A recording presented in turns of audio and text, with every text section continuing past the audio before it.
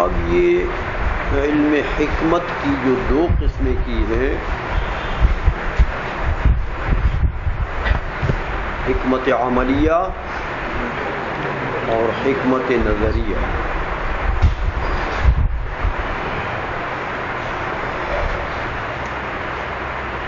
فرماتے ہیں کہ یہ تو حکمت کی تقسیم اولی تھی، تقسیم اولی کے اعتبار سے دو قسمیں ہو گئی ہیں۔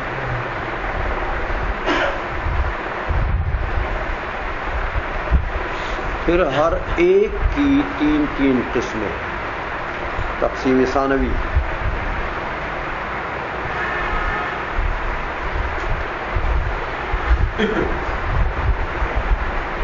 حکمت عملیہ کی بھی تین قسمیں ہیں اور حکمت نظریہ کی بھی۔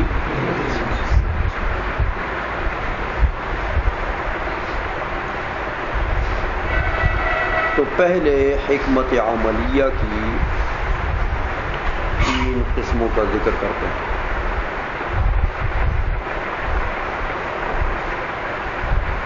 فرماتے ہیں میاں وَكُلٌّ مِّنْهُمَا عَلَى ثَلَاثَةِ أَقْسَامٍ، ان دونوں قسموں میں سے عملیہ اور نظریہ، دونوں میں سے ہر ایک کی تین تین قسمیں۔ اما العملیہ، عملیہ کی تین قسمیں ہیں۔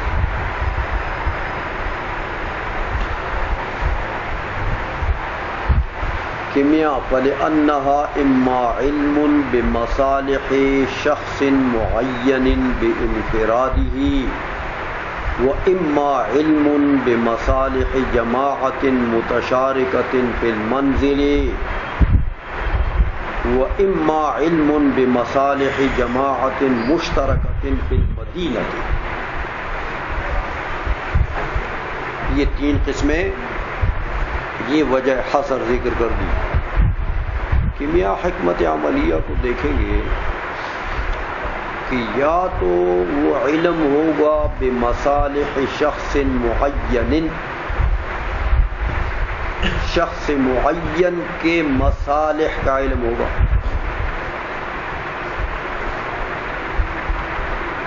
ایک،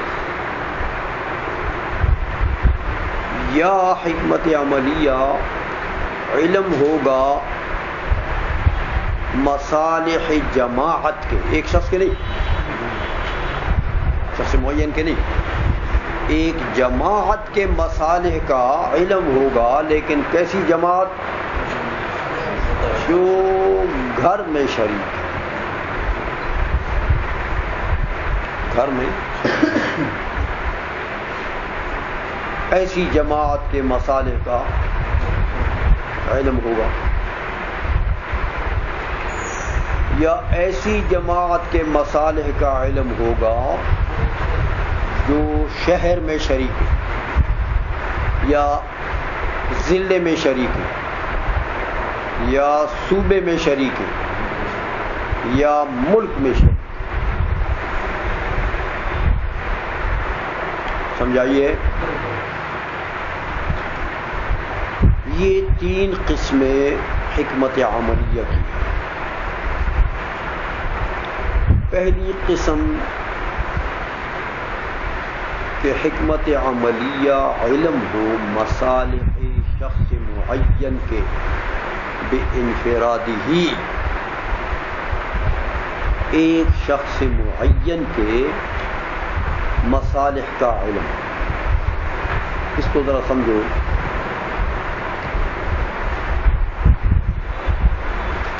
شخص معین کے مصالح، یعنی شخص معین کی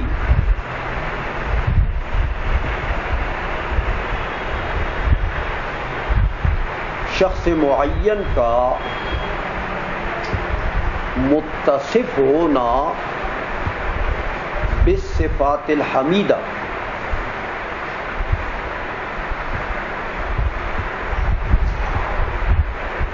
سمجھا گئی ہے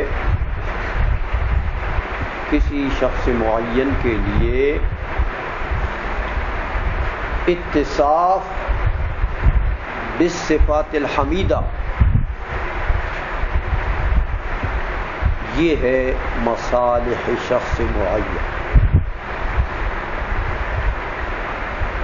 جیسے دیکھو میاں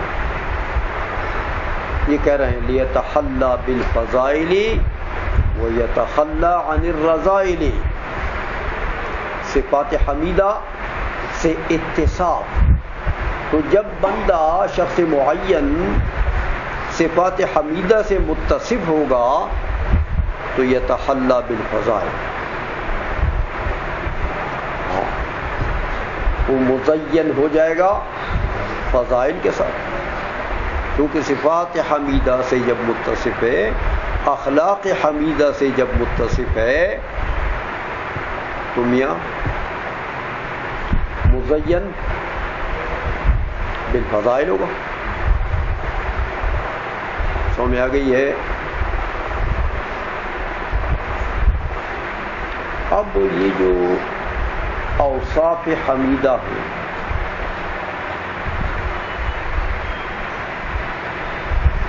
اوصاف حمیدہ میں اخلاق حمیدہ بھی داخل ہیں اور صفات کمالیہ جو انسان کے لیے ہوتی ہیں وہ بھی داخل ہیں. مصالح یہ عام لفظ ہے، اخلاق حسنہ کو بھی شامل ہے اور صفات کمالیہ کو بھی، جیسے علم ہے صفت کمال ہے جی. اور میں آ گئی ہے. تو اسی طرح کے صفات کمالیہ کو بھی، مطلب یہ کہ یہ شخص معین جو ہے اس کے اخلاق بھی حسنہ ہو، یعنی اخلاق حسنہ سے بھی متصف ہو اور صفات کمالیہ سے بھی متصف ہو، تو لیتحلی بالفضائل. اب اس کو حلیہ اور زیور مل جائے گا کس کا؟ فضائل کا. مزین بالفضائل ہو جائے گا. وَيَتَخَلَّى عَنِ الرَّذَائِلِ. اور ظاہر بات ہے کہ جب فضائل سے محلہ ہوگا تو رذائل سے تو خالی ہوگا نا. جب علم سے متصف ہوگا تو جہل سے تو خالی ہوگا نا میاں. ہمیں آ گئی ہے، کیونکہ تو ازداد ہے. تو ایک ضد اگر ہے تو دوسرا ضد، اجتماعی ضدین تو جائز نہیں ہے نا. اب اس قسم کے جو یہ مصالح شخص معین ان سے بحث ہوتی ہے علم حکمت عملیہ کے جس قسم میں، اس کو کیا کہتے ہیں؟ تہذیب الاخلاق. حکمت عملیہ کی یہ پہلی قسم ہے تہذیب الاخلاق.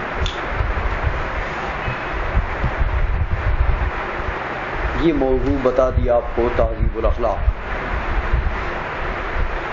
کہ مصالح شخص معین، اور مصالح کی تفصیل میں نے آپ کو بتا دی.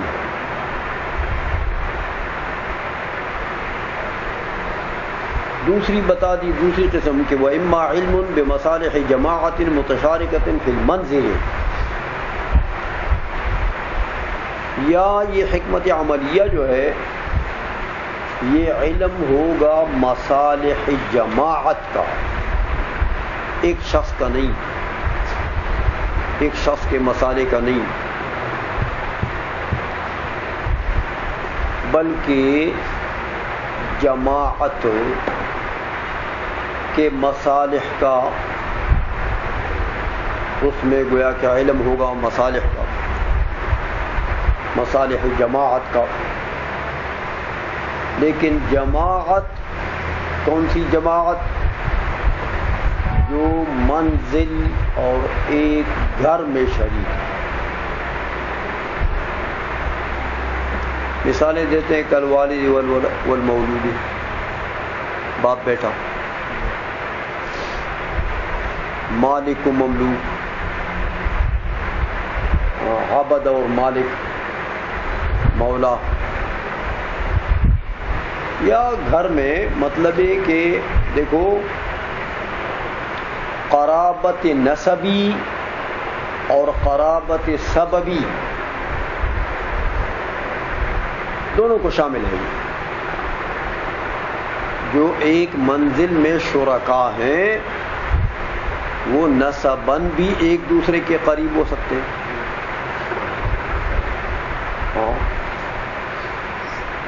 اور سبباً بھی ایک دوسرے سے قرابت ہو سکتی ہے، جیسے زوجیت کا رشتہ ہے۔ سمجھ میں آ گئی ہے؟ یہ سبب ہے قرابت کے لیے، نسب تو نہیں ہے۔ تو نسبی قرابتوں کو بھی شامل ہے اور سببی قرابتوں کو بھی شامل ہے۔ مطلب یہ کہ ذوی القربہ، سمجھ آئیے؟ اب قرابت جو ہے وہ چاہے سببی ہو چاہے نسبی ہو، یہ جو مالک و مملوک والا رشتہ ہے یہ بھی سببی ہے، نسب تو نہیں ہے۔ سمجھ میں آ رہی ہے؟ تو ایسے قرابت والے لوگ جو منزل میں شرکا، ایسی جماعت کے مصالح کا علم کیا ہے؟ دیکھا تدبیر المنزل، اس کا نام کیا ہے؟ تدبیر المنزل۔ میاں مصالح کا وہی معنی ہے، سمجھ میں آ گئی ہے کہ ایسی جماعت جو گھر میں مشترک ہیں ان کے مصالح، اب ان کے مصالح وہ پہلے والے بھی ہو سکتے ہیں لیکن اس سے زیادہ، وہ جو ایک شخص کے تھے نا وہ تو اخلاق حمیدہ تھے یا صفات کمالیہ تھے، لیکن یہاں کچھ اور بھی میاں، یہاں میاں بیوی کے ایک دوسرے کے اوپر حقوق، سمجھ آئیے؟ اس کا بیان بھی ہوگا، ماں باپ کے حقوق کا بیان بھی ہوگا، بچوں کے جو حقوق ہیں والدین کے اوپر اس کا بیان بھی ہوگا۔ سمجھ میں آ گئی ہے؟ اسی طرح جو قرابتیں ہیں ان قریبی کے ایک دوسرے کے اوپر حقوق ہوتے ہیں، تو یہاں صرف اخلاق حمیدہ یا صفات کمالیہ کا ذکر نہیں ہے بلکہ ایک دوسرے کے حقوق کا بھی ذکر ہوگا اس تدبیر المنزل میں۔ تو اے میاں، گھر میں جس قرابت سے بھی دو چار بندے شریک ہیں وہ ایک دوسرے کے حقوق جانتے ہوں گے، ایک دوسرے کے حقوق ادا کریں گے تو گھر کا ماحول ٹھیک ہوگا۔ تدبیر المنزل، گھر کا ماحول۔ اور اگر حقوق وہ جانتے ہی نہیں، جیسے آج کل نہیں جانتے، بچے باپ کے حقوق نہیں جانتے، نہ ماں کے حقوق جانتے، ماں باپ بچوں کے حقوق نہیں جانتے، ہمیں آ گئی ہے۔ زوج جو ہے وہ زوجہ کے حقوق نہیں جانتا، زوجہ جو ہے وہ زوج کے حقوق نہیں جانتی ہے، اس لیے جھگڑے اور فسادات گھروں میں ہوتے ہیں کہ یہ علم نہیں پڑا ہوا، یہ جو تدبیر المنزل ہے اس سے ان پڑھ ہے نا لوگ ہو، اس لیے جھگڑے اور فسادات ہوتے ہیں۔ اگر یہ چیزیں پڑھ لیں پھر ان پر عمل کریں تو گھر میں سکون ہوگا، اطمینان ہو. یہ دوسری قسم ہے حکمت عملیت، تو یہ سما تدبیر المنزل. وَإِمَّا عِلْمٌ بِمَصَالِحِ جَمَاعَةٍ مُشْتَرَكَةٍ فِي الْمَدِينَةِ، یا یہ حکمت عملیہ جو ہے تیسری قسم اس کی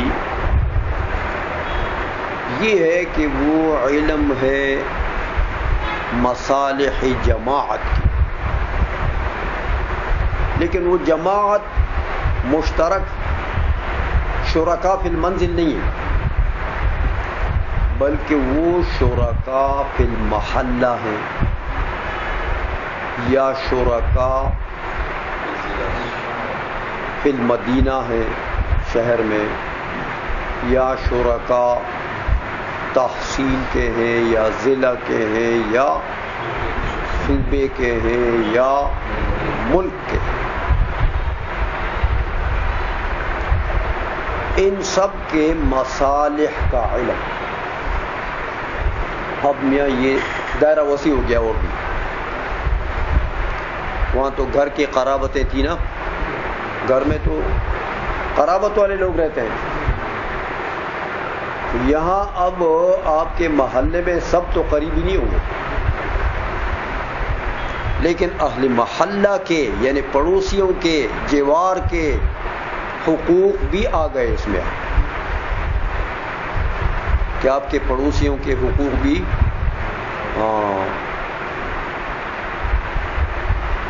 پڑوسیوں کے حقوق کا علم ہو. پھر پڑوسیوں میں اقرب کون ہے اور ابعد کون ہے اور متوسط کون ہے، ان کا بھی علم. پھر محلے والے کے حقوق کا ذکر ہو کہ یار محلے کے جو لوگ ہوتے ہیں تو ان میں بزرگ بھی ہوں گے، تو بزرگوں کا احترام ہو اور آداب ہو، چاہے اجنبی ہے لیکن بزرگ ہے، عمر میں زیادہ تو اس کا احترام لازم. اس طرح بوڑھی عورتیں ہیں، معذور لوگ ہیں محلے میں، تو معذوروں کی مدد کرنا، یہ ساری چیزیں اس میں آ گئی ہیں. سمجھ میں آ گئی تو معاملہ اور وسیع ہو گیا. اسی طرح شہر کے باشندے جو ہیں وہاں بھی یہ ساری چیزیں ہوں گی، بزرگ بھی ہوں گے، بوڑھیاں بھی ہوں گی، معذور لوگ بھی ہوں گے، اندھے نابینا، بیوائیں بھی ہوں گی، یتیم بھی ہوں گے. تو ان سب کے حقوق کے مصالح کا علم کیا ہے؟ یہ سیاست مدنیہ. سیاست مدنیہ. اسی طرح اگر صوبے میں شرکا ہے تو حقوق اور بڑھ گئے. سمجھ میں آ گئی ہے کہ صوبے میں تو میاں پھر بہت سے لوگ ہیں نا، تو ان کی الگ الگ حیثیت ہے، تو ان کے مصالح کا علم پھر مختلف جہات سے ہو جائے گا. ملک کے شرکا، ملک میں تو پھر ہندو بھی رہتے ہیں، ذمی بھی آ گئے، تو ذمیوں کے حقوق بھی اس میں آ گئے. پھر سمجھ میں آ گئی ہے. یہ پھر مسئلہ اس طریقے سے بڑھ گیا. یہ سب حکمت عملی ہے. حکمت عملی کی تیسری قسم ہے علم بمصالح اہل المدینہ، یا علم بمصالح اہل محلہ، یا علم بمصالح اہل ضلع، یا اہل صوبہ، یا اہل مملکت. سمجھ میں آئیے. تو یہ سب ہے.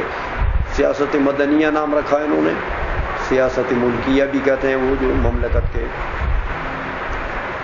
ہاں، اور سیاست صوبائیہ بھی کہتے ہیں. صوبائی سیاست بھی ہوتی ہے، جس طرح بعض پارٹیاں ہمارے صوبائی پارٹیاں ہمارے ملک میں. سمجھ میں آ گئی ہے. یہ ہمارے ولی خان کی جو پارٹی ہے، نیشنل عوامی پارٹی، یہ بس صوبہ سرحد میں ہے،